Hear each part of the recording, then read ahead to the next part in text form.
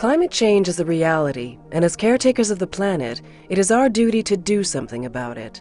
While there is no single solution, carbon capture and sequestration will play a major role.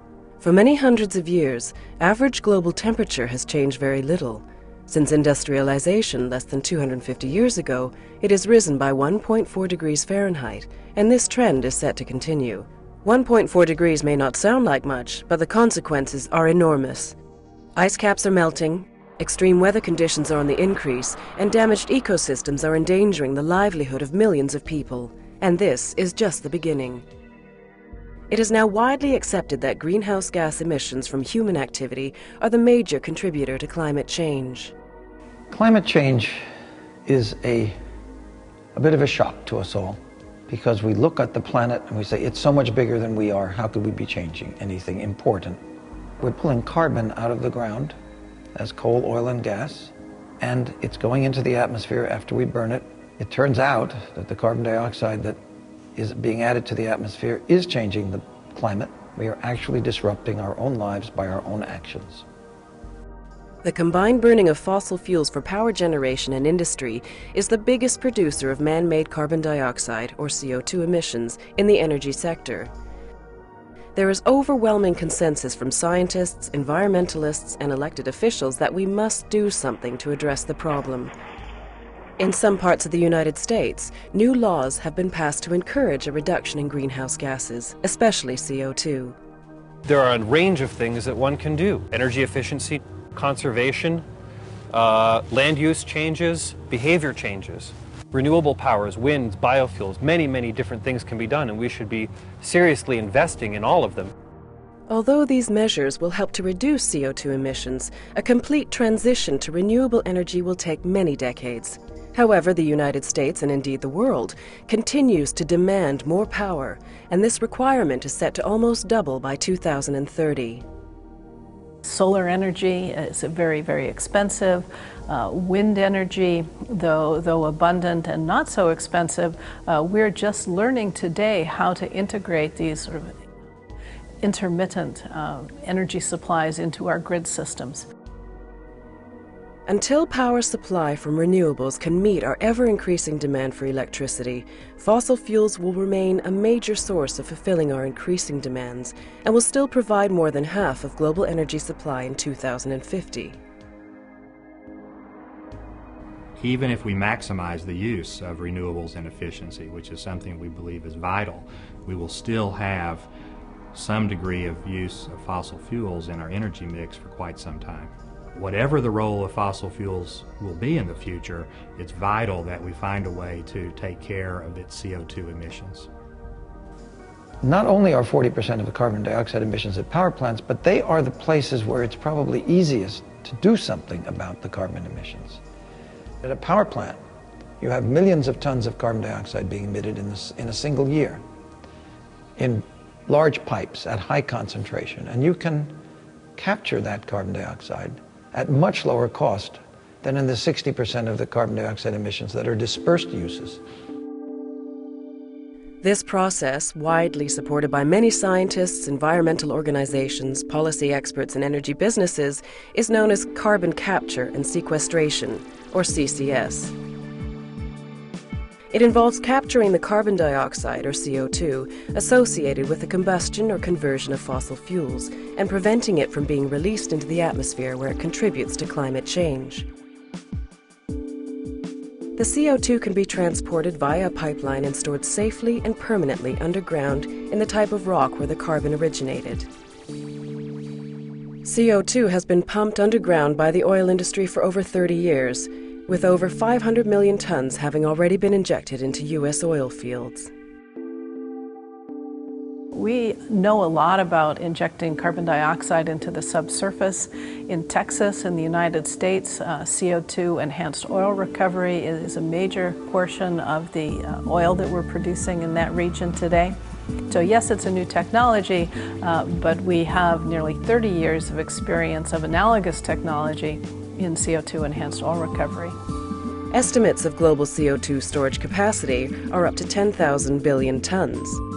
If we look at the U.S., there's an estimated to be over 3,000 billion tons of capacity here alone. So what does that really mean? Basically, it's a big number. We have hundreds to many hundreds of years worth of CO2 storage capacity if we took all of the emissions from fossil fuel-fired power plants and injected them underground into these storage reservoirs. Mature oil and gas fields are ideal for sequestration. Saline formations also have tremendous potential. A number of demonstration projects have been conducted over several years around the globe. These same geological rock formations have trapped natural gas and oil beneath the earth for millions of years. Let's look at the technology in a bit more detail. The captured carbon dioxide will be compressed and transported via pipeline to a suitable geological formation. For sequestration, the CO2 is injected more than half a mile down where the subsurface pressure maintains it as a liquid. When injected into the reservoir rock formation, the CO2 tends to rise within the rock as it is lighter than the surrounding fluids. Over time, several trapping mechanisms maintain the CO2 within the rock. During its migration through the reservoir, some residual CO2 is trapped between the grains in the rock. Eventually, the CO2 will rise to the top of the formation, where it is physically prevented from rising any further by the cap rock, a naturally occurring impervious barrier.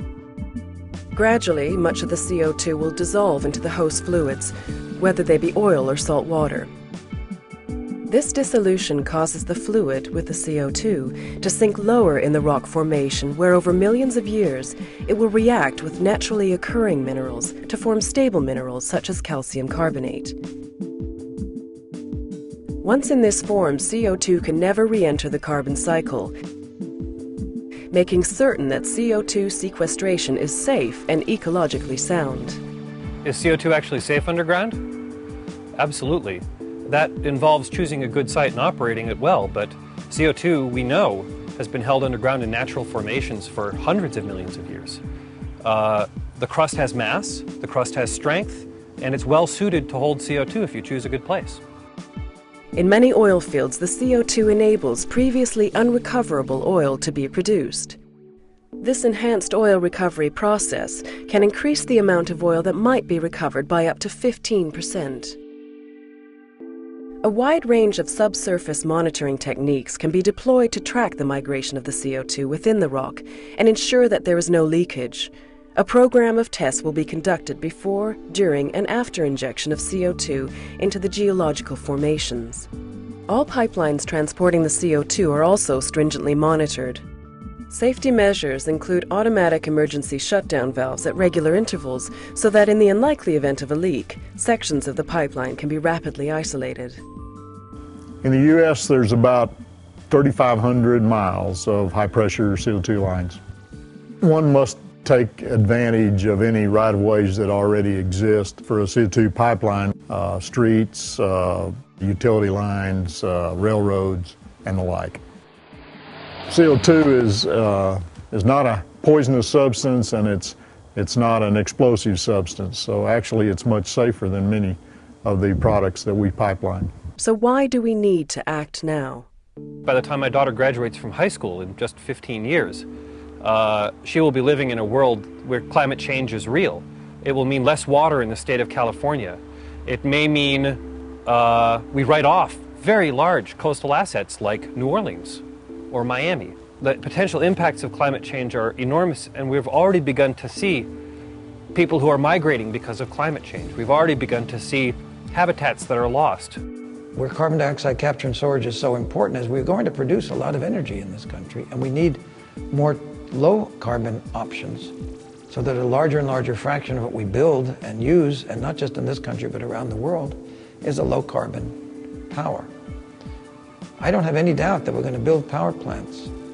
The question is, are they going to be clean ones? While there's no single answer to solving the problem of climate change, carbon capture and sequestration is a vital part of the solution. Increased efficiency and a switch to renewable energy sources is vital, but while this transition takes place, we will continue to rely on fossil fuels to meet the increasing global demand for power over the next century. CCS could provide us with a quarter of the solution in combating climate change, and the technology is available now.